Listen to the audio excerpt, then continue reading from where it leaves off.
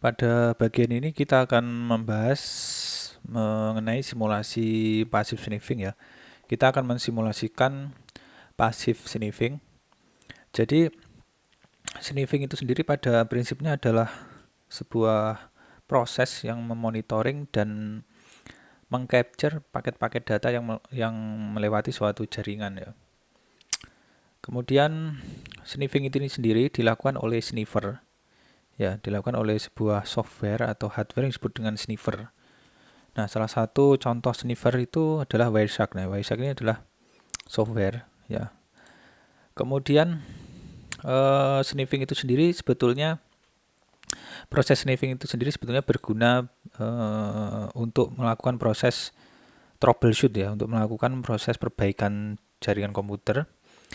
Kemudian jika disalahgunakan, paket-paket data yang tercapture ketika proses sniffing ini yang seharusnya itu isinya itu rahasia itu dapat dibaca ya dengan cara mendekodekan ulang data-data yang ada di dalam paket ya. Oke, ada dua jenis sniffing ya. Yang pertama adalah active sniffing, yang kedua adalah passive sniffing. Kita membahas masalah passive sniffing. Yang jelas active sniffing ini dilakukan pada sebuah jaringan yang menggunakan switch ya. Biasanya dia melakukan proses MAC flooding. Nah, ini tidak kita bahas, kita akan membahas mengenai passive sniffing. Okay. Passive sniffing ini dilakukan pada sebuah jaringan yang biasanya menggunakan hub atau access point untuk menyambungkan mesin-mesin. Mesin di sini bisa berupa PC desktop, laptop, smartphone, dan device lain yang terhubung ke jaringan ya. Kemudian passive sniffing ini dilakukan sama dengan active sniffing, dilakukan oleh sebuah software atau hardware yang disebut dengan sniffer. Nah, pada jaringan komputer yang menggunakan hub ini, jika salah satu mesin itu mengirimkan, misalnya di sini mesin dengan IP address 1.10 ini ya. Misalnya mesin ini mengirimkan sebuah paket data ke suatu mesin lain misalnya yang ber-IP address 1.98, maka paket data yang akan dikirimkan ya, yang akan diberikan pada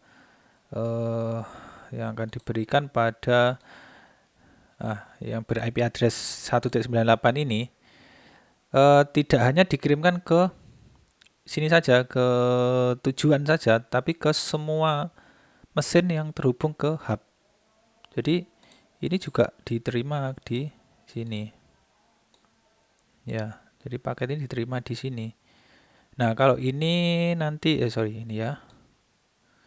Ya, semua paket ini akan dikirimkan ke semua mesin yang terhubung ke hub.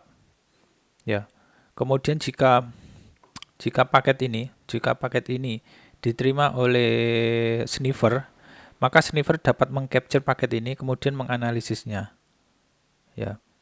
Nah, yang dimaksud dengan passive sniffing ini sniffer ini bersifat pasif atau menunggu. Ya, bersifat pasif atau menunggu mesin-mesin non sniffer mengirimkan paket data. Itu ya. Kita nanti akan menggunakan dua buah program kita yang baru saja kita buat, yaitu program server dan program klien. Kemudian program server ini nanti akan mengirimkan pesan ke klien atau klien mengirimkan pesan ke server, mengirimkan teks ke server ke klien ke server. Kemudian apa yang dikirimkan dari server ke klien atau klien ke server ini nanti di capture oleh sebuah PC yang bertindak sebagai sniffer melalui menggunakan program Wireshark ini nanti, software Wireshark ini nanti, paket-paket data akan di-capture yang berasal dari server ke klien ataupun klien ke server akan di-capture, kemudian dianalisis, kemudian kita akan mencoba membaca isi dari paket data tersebut. Nah, ini kan Kita akan mensimulasikan sebuah pelanggaran ya, sebuah pelanggaran terhadap privasi ya, ya itu ya. Simulasi kita nanti melibatkan ya, ini melibatkan 3 buah PC, 3 buah PC, 2 PC ini yang bertindak sebagai sniffer ini adalah laptop, laptop yang ini, yang sedang menjalankan skema ini. Kemudian ada satu lagi laptop ini di sini. Kemudian PC yang satunya ada 3 PC ya, 1, 2, dan 3. PC yang menjalankan program klien ini nanti berupa virtual machine ya. Ini. Oke. Kemudian ke semua ya, semua PC yang terhubung ke hub ini satu subnet. Oke. Langsung saja kita remote PC yang ber-IP address 1.10 ya. Jadi menggunakan VNC ya. Oke. Ini oke.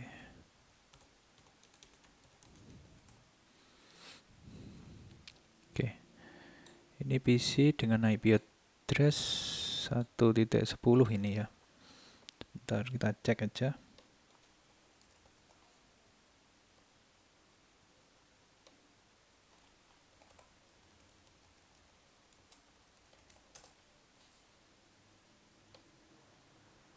Ini IP address-nya 1.10 ya. IP address-nya 1.10, kemudian oke. Kemudian ini saya jalankan ini. Kita jalankan PC virtual machine yang ada di sini.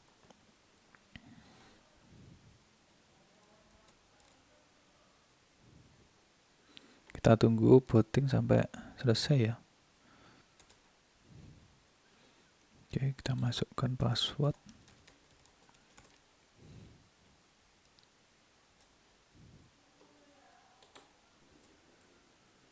Oke, kita cek ya IP address-nya.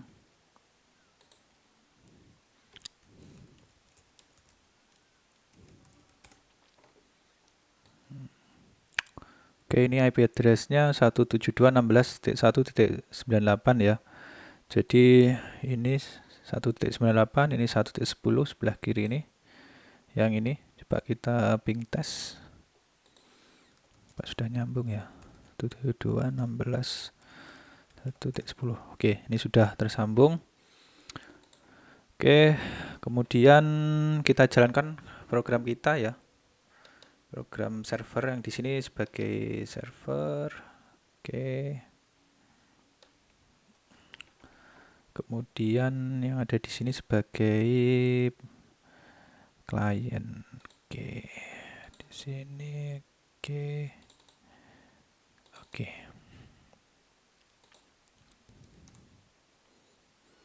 Oke, kedua buah program sudah jalan. Oke. Oke, kemudian kita jalankan Waisak ya.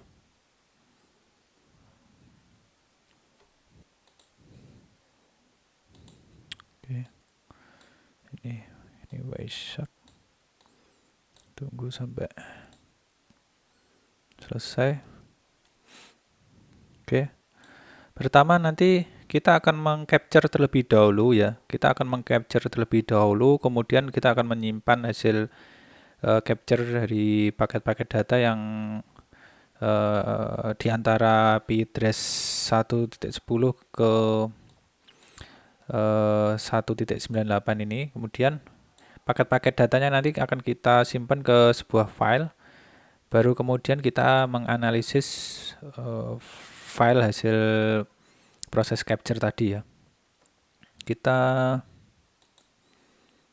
tentukan nama filenya. Ya, kita nanti oke, kita simpan di sini saja ya, di dokumen capture. Saya tulis capture ke 0 gitu aja ya, ke 0. Kemudian save. Nanti paket-paket data akan disimpan di file bernama capture 0 ini ya. Oke. Kemudian interface ini oke. Oke, gini kita close saja. Kemudian kita start ya. Kita pilih interface-nya yang jadi kita pilih interface ini yang terhubung ke hub di komputer yang menjalankan Snifer ini Ethernet ya, interface Ethernet. Klik 2 kali, kemudian ditunggu ya. Oke, ini kita minimize dulu, kemudian ini kita aktifkan dulu ya. Yang bagian server port 9000, kemudian klik activate, kemudian yang ada di sini masukkan IP address 172.16.1.98 10 ya, IP address ini server yang ini, kemudian ini port 9000, kemudian ini connect. Misalnya saya mengirimkan pesan info penting dari klien itu ya untuk server. Nah ini contoh ini misalnya teks ini adalah teks rahasia yang harus dikirimkan ke server yang semua orang nggak boleh membacanya kecuali server ya, misalnya ini. Kemudian kita kirim. Oke, kemudian ini sudah nyampe di sini. Kemudian di sini misalnya ini juga teks rahasia misalnya ya.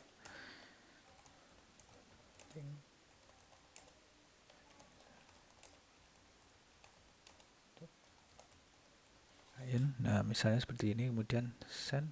Oke.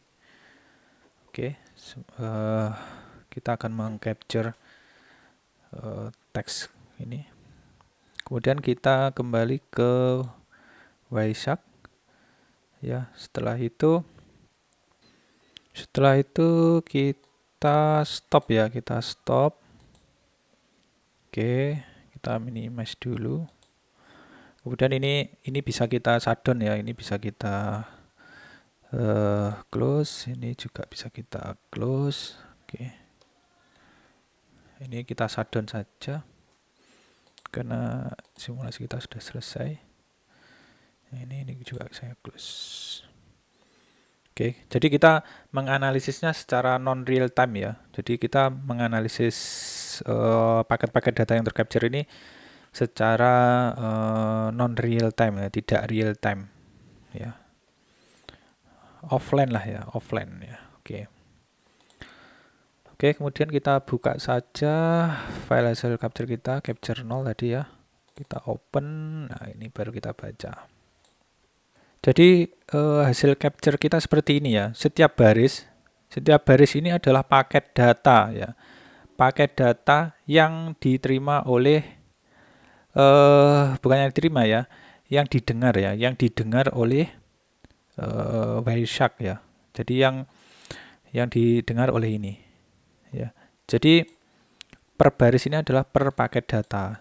Jadi sebetulnya begini ya, paket data itu sebetulnya unit terkecil dari sebuah data yang utuh.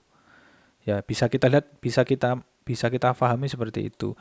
Misalnya nih, ini program server ini mau mengirimkan sebuah data berupa file misalnya berukuran 50 mega misalnya ya, 50 megabyte misalnya.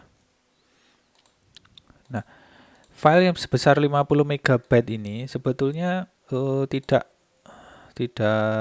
serta-merta langsung dikirim secara utuh ke klien misalnya ya. Ini misalnya 50 megabyte ini mau dikirimkan ke program klien misalnya ya.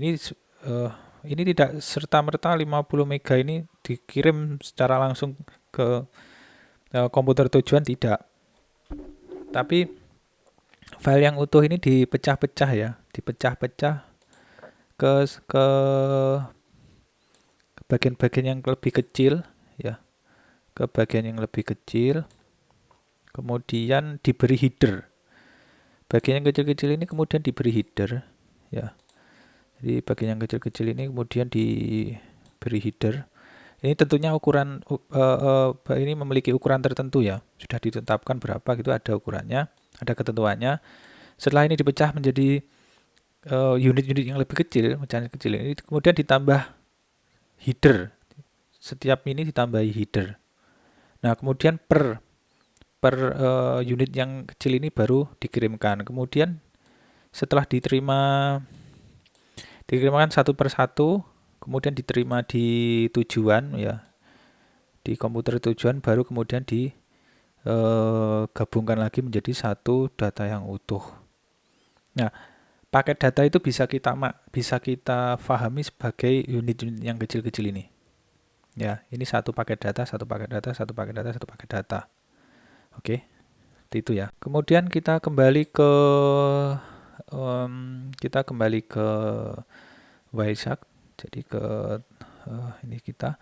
Jadi di dalam Wireshark itu per baris ini per paket data. Tentunya per paket data ini memiliki protokol-protokol tertentu ya.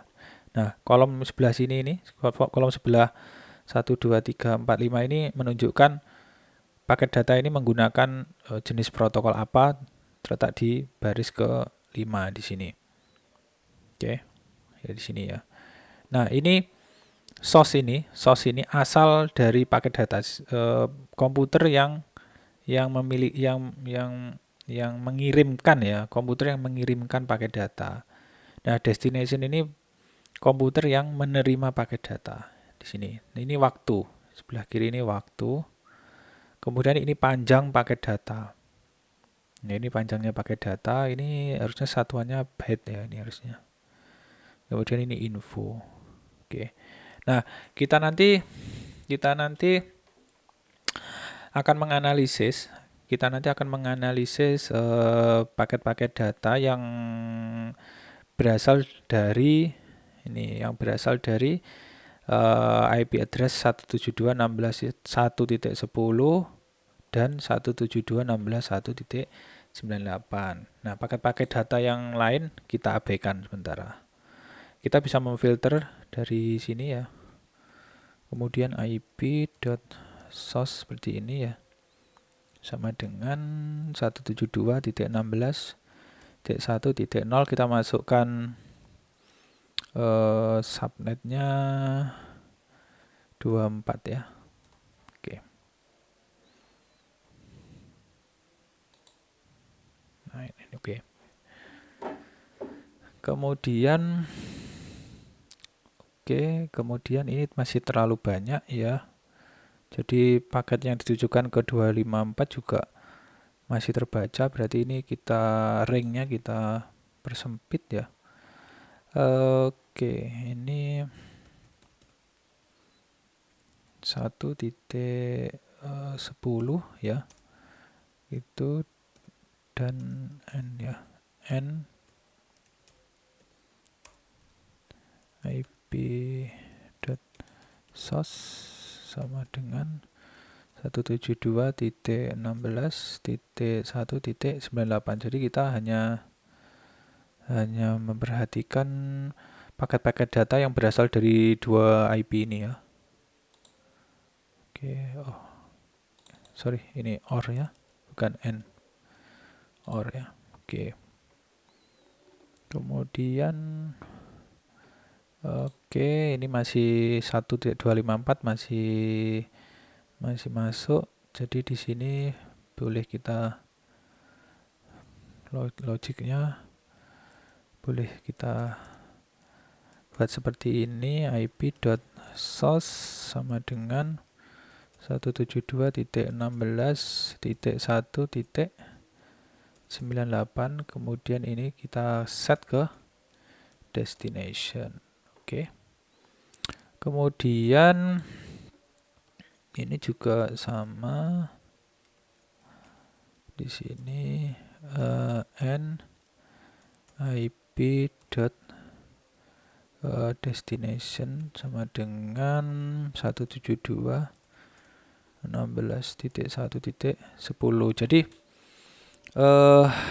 filter ini ya, ini adalah filter untuk memfilter paket-paket yang ada yang di capture ya, supaya tampilannya tidak terlalu banyak yang kita analisis. Jadi kalau seperti ini menyatakan bahwa kita akan memfilter paket-paket yang berasal dari 172.16.1.10 dan paket-paket yang memiliki destination 172.16.1.98. Jadi paket-paket yang berasal dari 1.10 yang ditujukan ke IP 1.98. Nah, karena kita sementara hanya mempertimbangkan paket-paket yang berasal dari sini ke sini ya. Pada simulasi kita ini kita hanya mempertimbangkan paket-paket yang berasal dari 1.10 ke 1.98. Oke, kemudian ini atau OR ya, OR yang berasal dari paket-paket yang berasal dari 1.98 yang ditujukan ke 172.16.1.10. Jadi arah balikannya.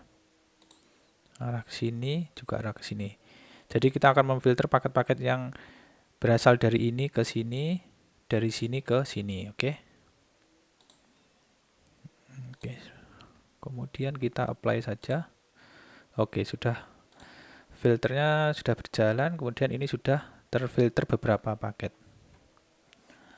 Oke, kita akan bahas 3 baris ya, 3 paket ya, 3 paket teratas ini. Ya, kita akan bahas paket 1, 2, 3 ya, di baris 1, 2, 3 ini.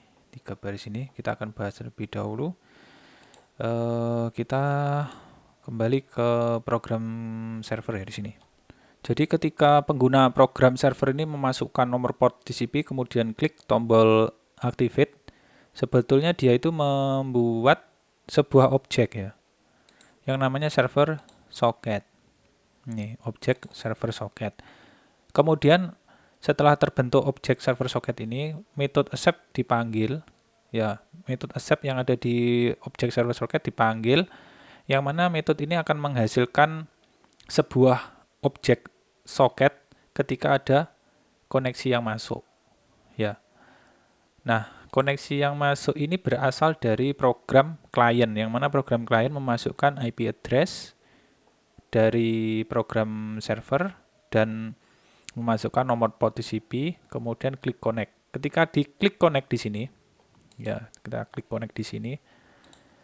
Sebetulnya pengguna program itu membuat sebuah objek socket dan sekaligus objek socket ini yang dibuat ketika tombol connect ini diklik, ya. Sebetulnya dia membuat sebuah koneksi, melakukan menginisialisasi sebuah koneksi ke program server, ya. Seperti yang sudah kita bahas sebelumnya, socket ini mengimplementasikan protokol TCP. Ya. Jadi objek socket ini sebetulnya mengimplementasikan protokol TCP. Bisa TCP, bisa UDP, tapi yang jelas socket ini mengimplementasikan protokol pada layer 4 ya.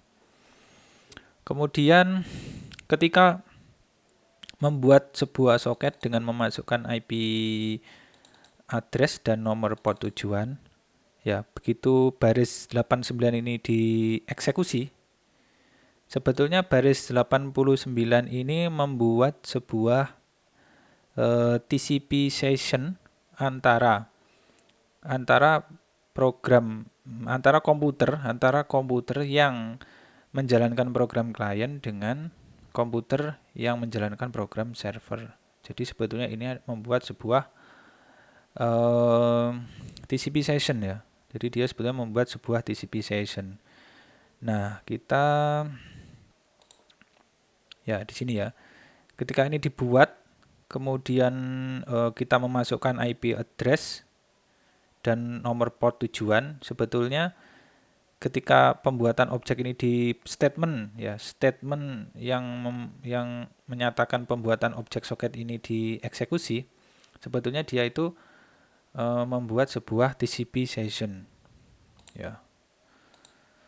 Nah, protokol TCP menggunakan sebuah metode ya, mendefinisikan sebuah metode yang namanya three-way handshake atau disebut juga dengan TCP handshake atau kadang-kala disebut dengan SYN-SYN-ACK ya.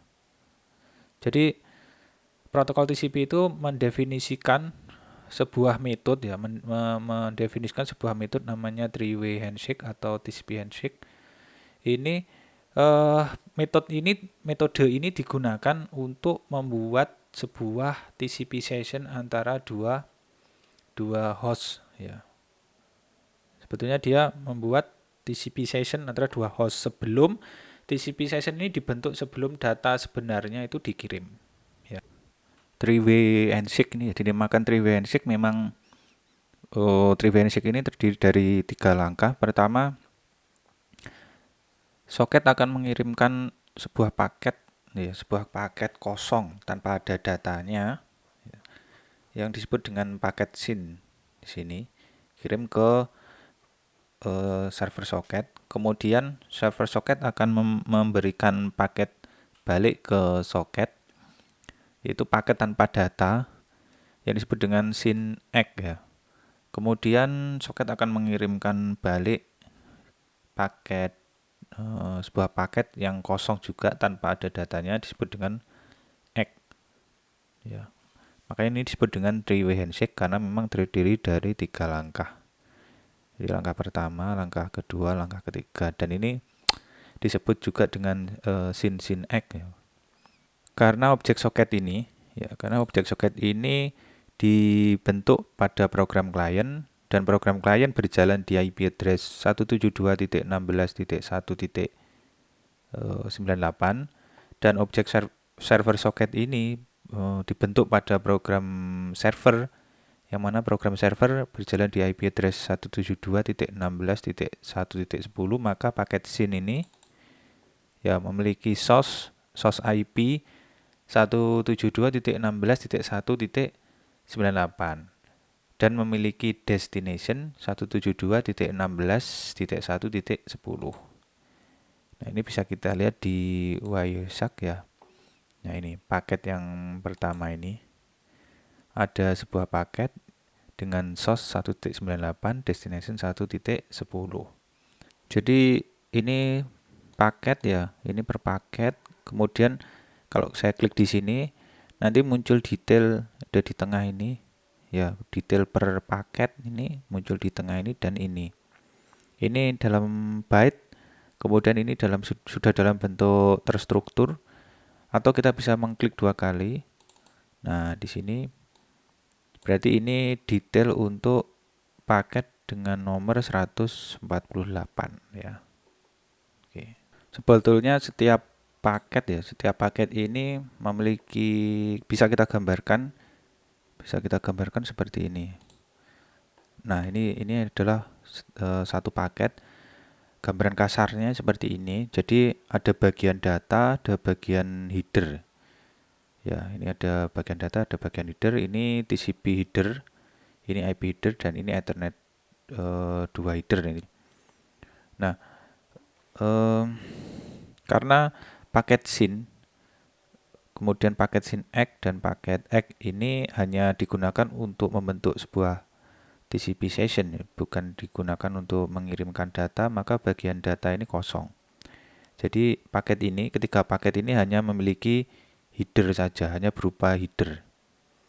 Ini sebetulnya header ini ditambahkan untuk mengimplementasikan protokol pada layer 4 yang sini. Kemudian ini untuk mengimplementasikan protokol pada layer 3.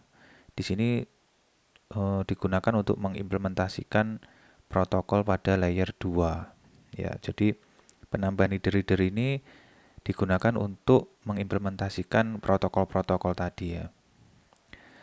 Kemudian kita tidak membahas detail mengenai kedua protokol, kedua header ya, 2 header untuk protokol IP dan protokol di layer 2. Contoh ini Ethernet 2 ini. Kita hanya membahas di sini. Oke, kita klik di sini, klik 2 kali. Pertama, kita lihat di protokol header di protokol ketiga ya, yaitu IP. Di sini ada informasi mengenai source dan destination. Jadi protokol TCP itu salah satu yang diatur adalah bagaimana cara pengalamatan ya.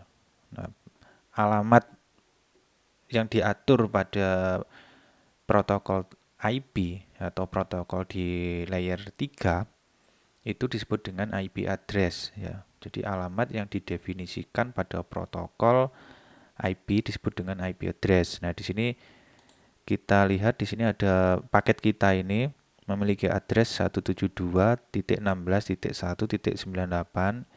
Ini untuk field source, bagian source. Jadi sumber dari asal dari paket kita ini yaitu paket nomor 148 ini berasal dari 172.16.1.98. Kemudian dia memiliki destination 172.16.1.10. Berarti paket ini ditujukan ke IP address 172.16.1.10. Itu ya. Kemudian yang ini sekarang.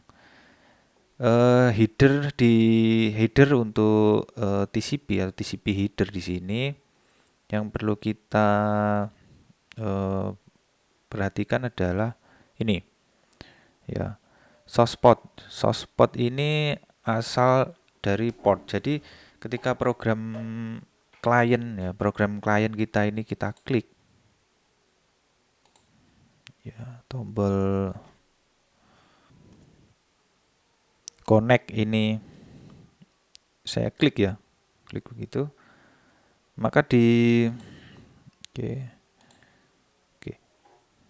Di sini dia akan membentuk dia akan operating system ya. Jadi sistem operasi di sini OS dalam hal ini Windows akan mengalokasikan secara random nomor port ya, akan mengalokasikan secara random nomor port yaitu 49158. Nah, nomor port yang dialokasikan oleh operating system itu kemudian diberikan pada aplikasi yang sedang berjalan. Nah, karena aplikasi yang sedang berjalan kita itu program klien, maka nomor port ini hanya untuk program klien. Nah, ketika tombol connect ini diklik, dia akan membentuk sebuah soket yang mana soket tersebut akan melakukan request koneksi dengan menyertakan nomor port tujuan. Maka di sini ya destination port adalah 9000. Oke. Kemudian yang perlu kita perhatikan adalah nih flag. Flag ini field yang merepresentasikan sebetulnya paket ini termasuk SYN X atau X. Ya, jadi di dalam header TCP ini terdapat field ya. Field itu bagian terkecil dari bagian-bagian dari header. Kemudian ada salah satu bagian yang namanya flag. Kalau nilainya itu berupa hexa 002, maka dia dapat diidentifikasi sebagai paket SYN. Nah, ini makanya ini paket 148 ini adalah paket SYN yang ditujukan ke 172.16.1.10 dengan port tujuan 9000. Oke. Kemudian kita kembali ke sini. Ini paket 148 ini saya close.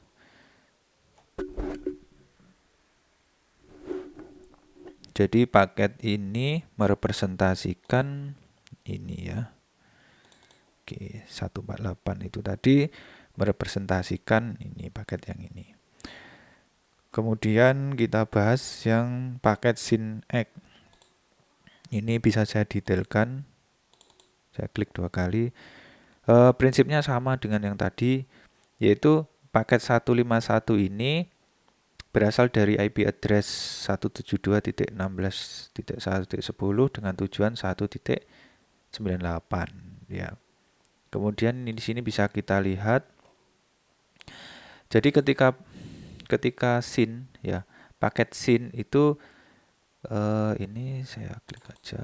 Oke, biar oke supaya ini mudah ya.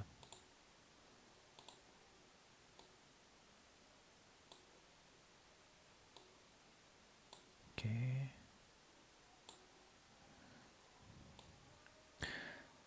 Jadi ketika paket 148 ini dikirimkan dari 172.16.1.98 ke 1.10 ke 1.10 ya.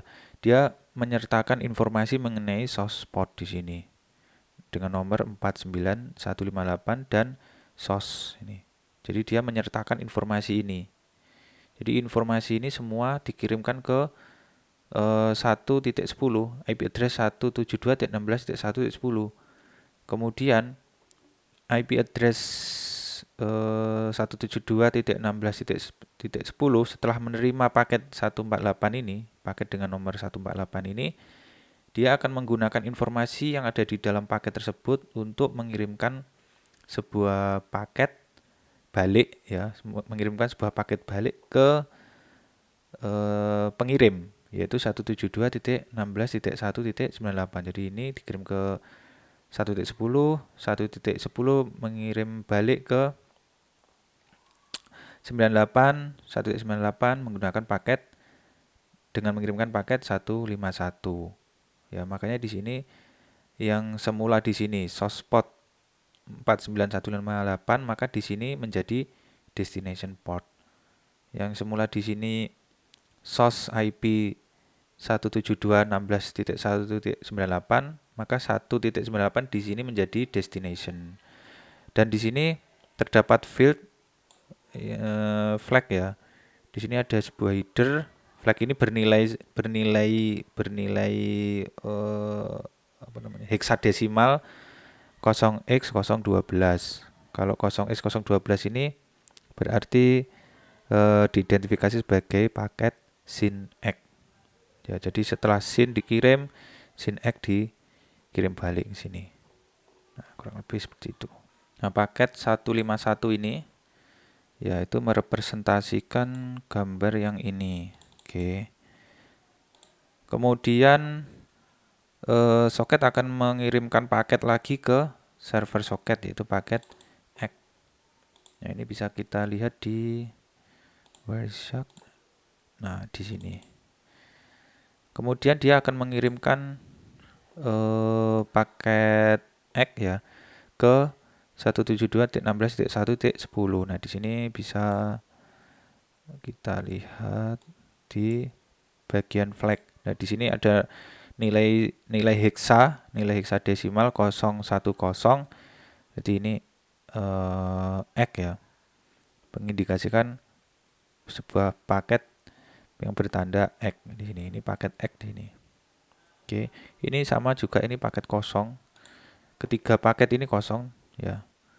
Ketiga paket ini kosong, baik paket 151 ini ataupun paket 148 atau paket 152. Nah, paket X ini merepresentasikan yang ini. Oke.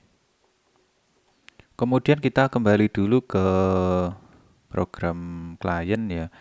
Jadi ketika tadi itu pengguna program mengklik tombol connect, kemudian dia mengetikkan sebuah teks yaitu info penting dari klien ke server, kemudian dia pengguna program ini mengklik tombol send. Sebetulnya apa yang terjadi adalah apa yang diketikkan oleh pengguna di sini di JTextBin ini dirupakan dikonversi ke dalam byte, kemudian byte-byte ini selanjutnya ditulis di output stream, kemudian perintah flash dipanggil. Ketika perintah flash ini dipanggil ya, yang terjadi sebetulnya adalah program klien ini mengirimkan paket ya, sebuah paket ke program server. Nah, ini kita bisa lihat di Wireshark ya. Oke. Nah, setelah tiga paket ini digunakan untuk membentuk sebuah TCP session. Setelah TCP session terbentuk, kemudian kebetulan program klien mengirimkan paket terlebih dahulu ke program server. Nah, di sini ada sebuah paket di sini dengan IP address 172.16.1.98 asal paket tersebut dengan tujuan 172.16.1.10. Kemudian jika ini saya klik, maka di sini bisa kita cek di bagian header TCP. Oke, ini nilai field untuk flag berupa nilai heksadesimal 0x018 yang dapat diindikasikan sebagai paket push X ya, ini ya, push X. Dan paket ini ya, paket dengan nomor 168 ini mengandung data. Jadi paket dengan flag push X ini mengandung data. Datanya sebesar 37 byte di sini. Nah, jadi kurang lebih seperti ini ya tadi ya. Jadi dia mengandung data, ininya ada. Beda dengan yang 3 paket yang sebelumnya, dia hanya berupa header. Tetapi paket dengan header push X ya tadi, dengan push X PSHX itu tadi singkatannya. Ini tadi mengandung data. Oke, paket yang bernomor 168 ini dengan flag push X ini ya, push X ini selain dia mengandung header, dia juga mengandung data. Nah, yang menjadi masalah adalah Wireshark ini secara otomatis akan mendekodekan ya byte-byte yang ada di dalam data ini ke karakter. Nah, seandainya data yang ada di sini ini tidak kita enkripsi, dan kebetulan data yang ada di sini ini adalah informasi yang sensitif ya, yang tidak boleh dibaca oleh sembarang orang, maka ketika kita klik bagian data ini, kita bisa, paling tidak kita secara kasar bisa membaca isi dari data tersebut dengan mudah. Nah, ini bisa kita lihat di bagian byte. Di bagian byte ini dengan mudah kita membacanya info penting dari klien untuk server. Ini kan sangat berbahaya ya. Ya, seandainya ini informasi berupa password atau sebuah informasi akun penting itu, jadi ini orang lain dapat membacanya itu. Ya, ini yang jadi permasalahan.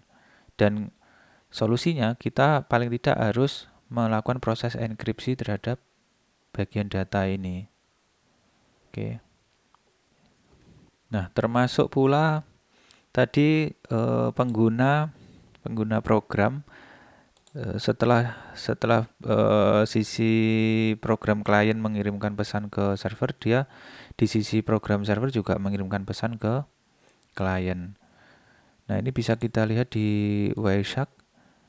Nah, ada sebuah oke, setelah paket terkirim ya. Jadi setelah paket terkirim dari IP address dengan belakang 1.98 ke 1.10 ini, kemudian IP address 1.10 akan mengirimkan sebuah paket X, mengirimkan paket balik ke 98 ya. Jadi ini menyatakan bahwa data sudah terterima. Kemudian kita lihat di sini. Nah, di sini juga kita klik 2 kali. Jadi di sini juga ada tadi ya. Ini juga ada sebuah paket dengan flag push dan X. Nah, di sini pasti mengandung sebuah data. Nah, ini juga kita dengan mudah membacanya ya, info penting dari server untuk klien. Ini teks yang dikirimkan dari server ke klien. Nah, ini berbahaya. Misalnya ini adalah informasi penting, orang lain dapat mudah membacanya. Itu ya. Jadi solusinya tadi ya, paling tidak kita harus menambahkan sebuah enkripsi untuk mengenkripsi bagian data ini. Sehingga di sini meskipun Waisak bisa mendekodekan ya, meskipun Waisak bisa mendekodekan byte-byte ini byte ya. Jadi ini semua byte. Jadi ini semua satu paket ini header dan data itu sebetulnya adalah kumpulan dari byte. Nah, byte-nya itu format byte-nya itu ditampilkan di bawah ini ya, di bagian bawah ini. Karena satu byte itu 8 bit, sehingga satu byte dapat direpresentasikan sebagai 2 digit heksa. Ya, ini 2 digit heksa. Oke ya. Jadi enkripsi harus ditambahkan di bagian data ini. Meskipun nanti Waisak itu bisa melakukan proses decoding dari byte ke karakter, hasil proses decodingnya itu berupa karakter acak yang tidak mudah dibaca oleh manusia ya. Yang di sini paling tidak bagian ini ya. Seperti ini. Jadi 37 byte ini nanti harus kita terapkan proses enkripsi. Nah, seperti itu.